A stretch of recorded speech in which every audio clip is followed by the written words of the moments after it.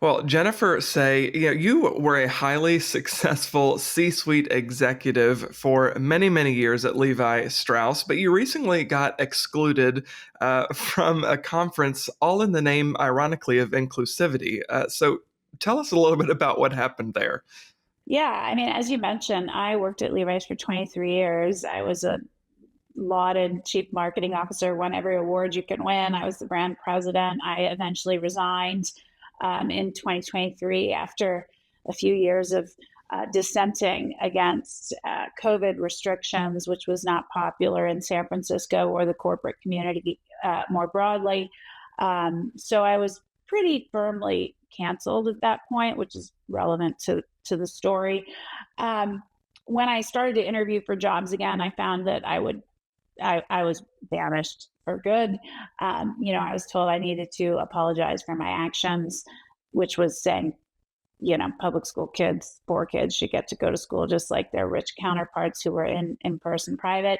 They were telling me I need to apologize in late 2023. And I was like, why would I apologize? I was totally right. So anyway, at that point, I realized I was probably not getting back into the mainstream. And I started my own brand, XXXY Athletics, which has, sort of dug me in further in the cancellation because I'm taking a view there that women's sports deserve to be for women only. Isn't that crazy? So I speak at all sorts of conferences. They tend to be kind of right leaning or libertarian. Um, but I got a DM a few months ago, about 5 months ago, from this person from an organization called Peer 150, which is like a peer to peer networking organization with top HR leaders, like 800 of the top HR leaders in the country. I'd spoken to them before many years ago as the CMO of Levi's. So it was an organization I knew. And I thought perhaps when he DM'd me that he didn't know about my recent past of being kind of hated by the corporate community. And so I was very surprised to get a note, but I was very pleased. I welcome the opportunity to talk with people that disagree with me. I would love that. I've been fighting for that. I think we all need to kind of be able to sit down and talk to each other. And I thought, selfishly, maybe I'll get uncanceled one day. That was really encouraging. So, I wrote him back and I was like, are you sure? Basically, do you know how much they don't like me? And he said, I'm definitely sure. We're so excited. I said, I might get booed off the stage. I can handle it. Don't worry. And he said, no way, you'll get a standing ovation. Let's do this. So I said, okay, let's do it. And we proceeded to have many phone conversations, Zoom calls to try to land the concept for my talk, which would take place a few months from now, in fact, in Portland. And we landed on this idea. I'm not going to remember the exact name, but it was all about furthering diverse viewpoints in organizations and how that's beneficial to profitability because the wokeness, I'll just use that as shorthand, that has kind of taken hold of corporations has really created this kind of self-censorship effect where people are afraid to talk. And in corporate America, if you're afraid to talk, you're not going to generate collaboration and creativity and innovation. And so I think it's really bad for American business if you just populate organizations with either people who keep their views to themselves or with one viewpoint. If you don't have any push and pull and you're not debating what's going to work for consumers, you're really, I think, going to harm your business. I think, we certainly saw that with Bud Light and Target to some extent. So, I was thrilled. And I knew that there would be pushback and I'd get tough questions, but I got no issue with that. Like I said, I am happy to talk to people that disagree with me. And I think I'm calm and rational and data centered and, I can do it. So we went through all this, spent a ton of time, which I thought was excessive. Honestly, usually if I'm invited to speak somewhere, I say yes, I show up and I give a talk. Like there's no prep, there's none of that. But I did it because I was, very interested in having a presence with these leaders. And just a couple days ago, after they went live with the fact that I would be there, we had a call, and one of the founders expressed much concern. And he said, "Well, we've gotten a lot of pushback, and people are complaining that you're going to be there, and they're threatening not to come and revoke their memberships." And he acted sort of very torn about this. I realize now it was just the lead in to the actual call, which is you're not invited anymore. And you know what? I was super nice on the phone, which I regret a little bit. I tend to feel bad for people, and he seemed really upset about this. And I said, it's okay. I understand. And I meant it. I wasn't lying at all. But the more I thought about it, the more annoyed I was. I have to be honest, because here's this guy who said he wanted to stand up for free speech and open debate, and he got this much pushback and he caved. And it's not just him, it's all of these HR leaders who are now pretending that they're backing away from DEI and they want to further a culture that is merit based and they want open exchange of ideas, but not that open. It's like, the threat, the pushback was essentially I was too horrible to be in a room with. My views were too grotesque, which, by the way, for the most part, more than half of America agrees with me. I mean, 80% of Americans agree that women's sports should be protected, but they are so sensitive that they can't listen to a woman who isn't going to yell and scream, but just be very nice and present her views. They can't even be in a room with me. And, his view, which he wrote back a couple days later, was I have to be supportive of my community. To which I say, why? I mean, if I was to, that's like saying I have to be supportive of my kids and let them eat candy for breakfast. I mean, it's ridiculous. That's not supportive. And it's just cowardly. And it just made me realize we are so far from done, Yeah. which I mean, I knew anyway, but we are so far. They're going to pretend they're going to focus on merit. They're going to pretend all these things, but quietly underneath the covers in the dark of night, they're going to do the same exact step they've been doing for the last 10 Right. years. Right. Well, and we focus on inclusivity as long as it's to the exclusion of people who have a particular point of view, and there is no inclusivity for them. Right. It's complete removal from anybody who is culturally deemed anathema to whatever the That's right. mainstream ideology is supposed to be. As somebody who spent 2 decades in corporate America and at an impressive level, right? You're one of the top executives at one of the largest brands in the country as far as clothing brands goes, right? Levi's is one of the top brands. Was this something that you ever saw coming? Did you envision this kind of cancellation being as broad as it has become over the last, I don't know, 5 years to a decade? No, I really didn't. And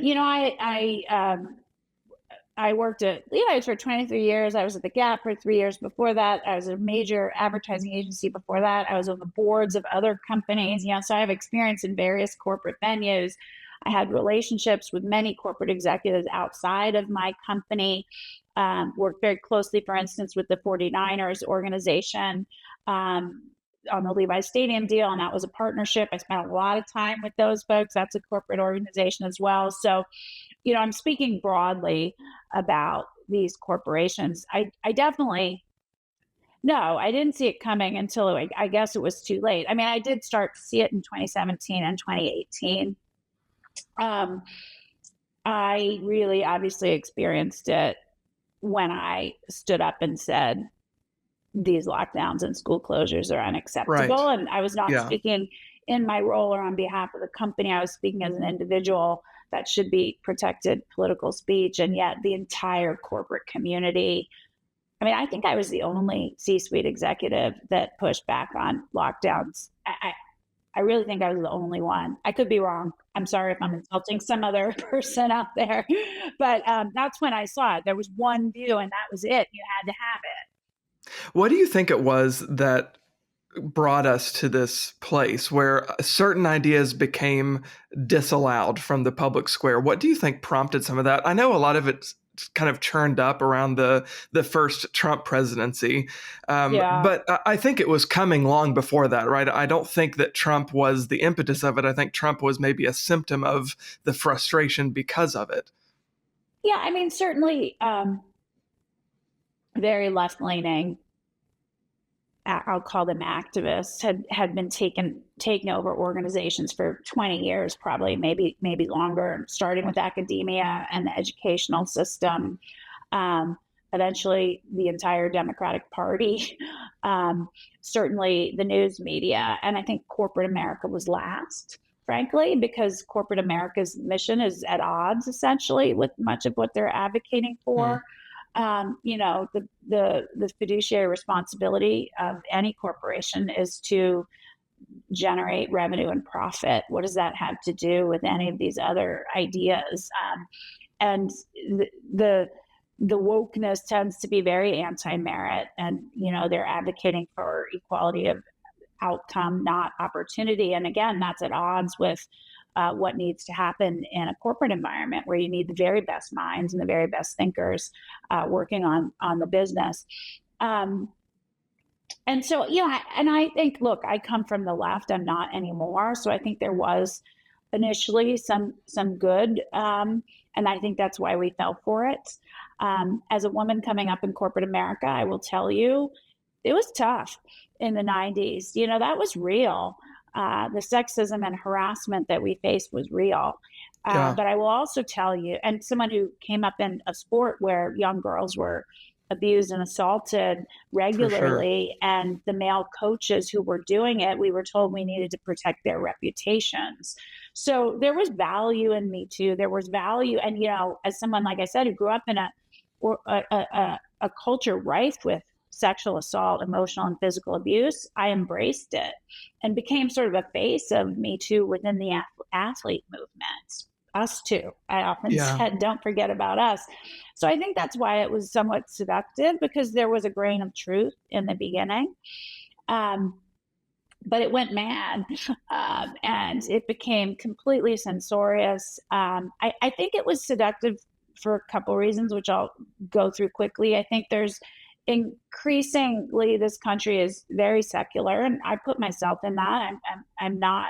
I'm Jewish, but I'm not a particularly religious person, and I think we all have a religious impulse, regardless of whether we practice. And I think wokeness and being a member of the Democratic Party and the science and all of these things, it sort of satisfies a religious impulse in a sense.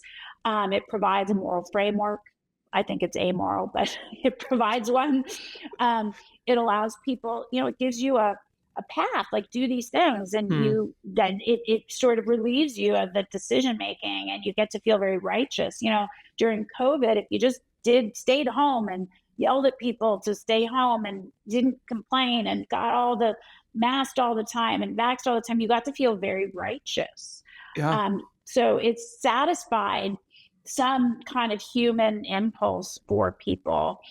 Um, and I think within corporate America, it allowed C-suite leaders in particular to be liked, yeah, because more and more people who have money, look, we're seeing it with Elon right now, like they are considered evil. Greed is not good, and so this was like a shield against that.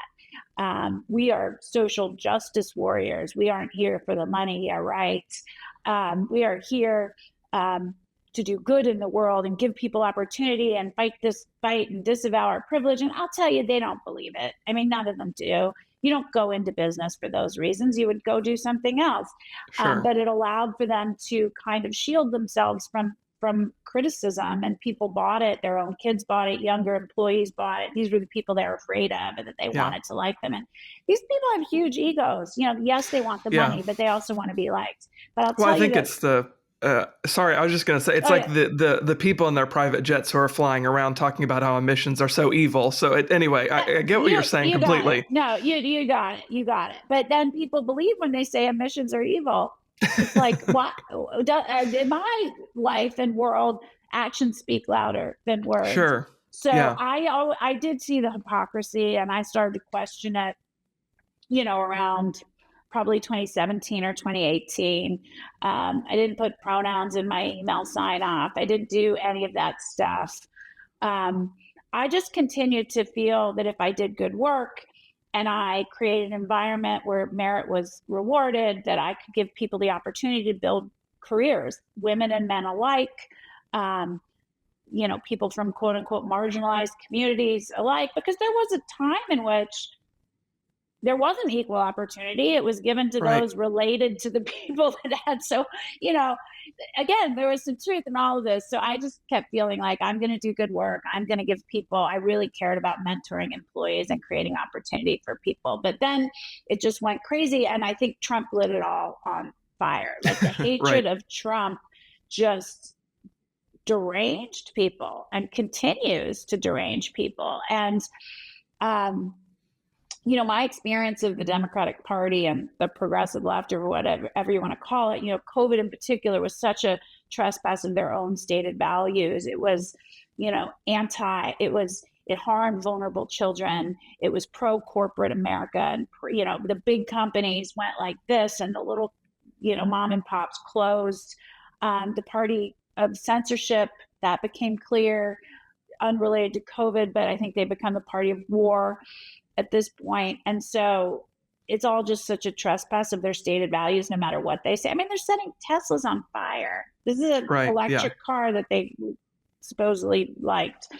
Yeah. So it's just so riddled with hypocrisy. And I think, you bring up Me Too, which is of particular interest to me, because what I find so insane is, as recently as 2018 or 2019, a man who looked at a woman funny could suffer a Me Too accusation and be banished from his job, corporate life. And now a man in a dress can enter a woman's private space, and women are told to shut up and take it, that they're the bad Yeah. people if they are the rape victims potentially, who Yeah. feel very uncomfortable and afraid, rightly, are told, you must sit down, shut up, and take it. This guy gets to come in your space. Yeah, the irony of the fact that the man has to be protected at all costs, I think, is So, unbelievable that nobody sees it. And I think your story is fascinating because it's been a full circle experience, right? Before your time at Levi's, you were a U.S. gymnast, right? You're a very successful athlete, and you had your own experience with sexual mistreatment, with harassment, with assault, and now you're coming back now, and you have XXXY Athletics, and you recently released, which has gone viral, this video response to the Nike Super Bowl ad, which was its first foray into the Super Bowl in what I think 20 some yeah, years, I think so. and they chose to talk about women, but they ignored the elephant in the room, which is the fact that Good. women are jeopardized right now in sports because of this transgender movement that is just kind of, for lack of a better word, and maybe this is the right word, but has infected athletics in our country right now. So talk some about your passion for that issue and why this response video, why do you think it's resonating so much with people right now? Yeah. That's a lot. Well, I wanted to start the brand because I looked around and I saw that no large brand was actually standing up for the Yeah. protection of women's sports. And it is the elephant in the room. And you have brands like Nike, who have a long history of treating women with astonishing disregard, both their athlete endorsers as well as their own employees. I mean, this is well documented in mainstream publications like the New York Times. I think in 2018, there were 3 front page pieces about that were just astonishing about abuse and harassment of women at the hands of Nike executives. And yet they profit off of pretending to champion female athletes. So it is really the epitome, excuse me, of woke capitalism and everything I described before. My brand, XXXY Athletics, is the only brand that unapologetically stands up for female athletes in women's sports. And we have pretty aggressively poked at Nike for the last year. So maybe this is me being kind of egocentric, but I think that ad was a response to some of that poking, and I have reasons behind the scenes why I kind of know that to be the case. And look, their ad, it was like a unexpected turn, right? They ran an ad all about female athletes on the Super Bowl, which people view as sort of more male viewership, although that's not necessarily so true. So it was an interesting choice. It's certainly the largest stage for advertisers. So, they wanted to make a point that we support women, we support female athletes. They've been criticized for not featuring Caitlin Clark in anything, even though they signed her for, I think, $28 million. There's reasons why they hadn't. And so the whole ad was about how women are told there's all these things they can't do. Female athletes are told they can't win, they can't be emotional, they can't fill stadiums, they can't do all this stuff. And so, gosh darn it, we're behind you, do it anyway. That was sort of the ad. I was like agog. I watched it and I was like, first of all, women aren't told any of those things. We haven't been told those things for 20 years. We were 20 years ago. I mean, when I was growing up, I was told girls aren't good at math. You can't do math. Like this is real. That was 1974. So, they're sort of like jousting at windmills here to position themselves as the David fighting this Goliath of sexism, when really they're the sexists, and that's not the prevailing issue in women's sports right now. Caitlin Clark does fill stadiums. Sabalenka, I'm citing people that weren't in the ad, throws her racket and she's cheered for it. That's showing emotion. Simone Biles shows emotion, as she should. So these things that they were sort of putting forth to make themselves the heroes, it's a lie. None of it's true. The one thing women athletes are told they cannot do is stand up for the protection of women's sports. And so our response to their ad was to say, women are told they can't speak on this issue. And some of them bravely do it anyway. People like Riley Gaines and Lee, and many, many more. And they are threatened, they are bullied. In Riley's case, physically attacked. In Melissa Beatty Smooth's case, fired from her job. And yet they do it anyway. These are the real female heroes. And this is the real issue facing female athletes and coaches. So why do you think that these, and this will be one of my last questions for you, but why do you think that these women, top athletes in their field, are facing such incredible discrimination, being dismissed or being actually physically attacked, as you mentioned, yet the majority of Americans actually side with them, right? The majority of Americans see this as a problem, yet these athletes are continuing to face ridiculous amounts of discrimination and in some cases, violent pushback. Yeah, I mean, I get it too. My employees get it. We get the most horrific emails, into our customer service line threatening to murder all of the employees and me and our children. It's deranged.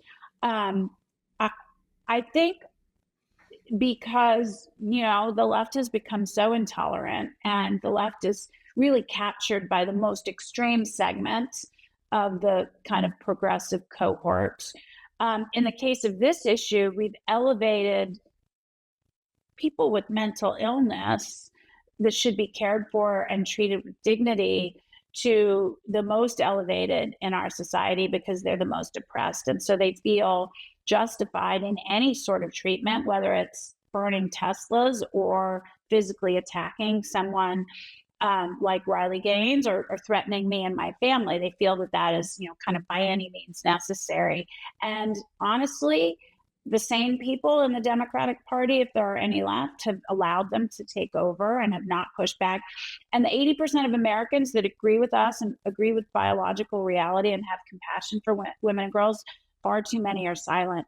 And so it feels like, this very authoritarian, tyrannical, and bullying minority has the mic, and it makes them feel like the majority. And too many people are afraid, but we're the majority. Just like stand up. If we all stand together, we cannot lose. And you know what? They're afraid of being called right wing. They're afraid of being called alt right. They're afraid of being called all these things. You'll survive. I get called them all the time. It's fine. But they're, in San Francisco, that's like a curse word to be labeled such a thing. But, I, for one, am very happy to stand with people shoulder to shoulder that perhaps I don't agree with on everything, but on this I do. And I think we can fight together. But too many are still afraid to stand up and say it because 80% of Americans agree. And I will tell you, out here saying these things, it does not feel like 80% of people agree with me. Yeah. Well, my final question for you is What's your hope for the future? Are you hopeful? Do you see this as eventually turning around? Do you see the tide turning? I think it already is starting to, with the fact that the majority of Americans have really made their opinion on this clear. But as you said, you and your team and so many others are still facing just horrific messages and attacks for speaking out. Yeah. But are you hopeful about the future? I'm hopeful because I believe the truth always outs in the end. But I think we need to be persistent and diligent. And I think we've only just started. I think we're Yeah. sort of at the end of the beginning, but not the beginning of the end, if that makes sense.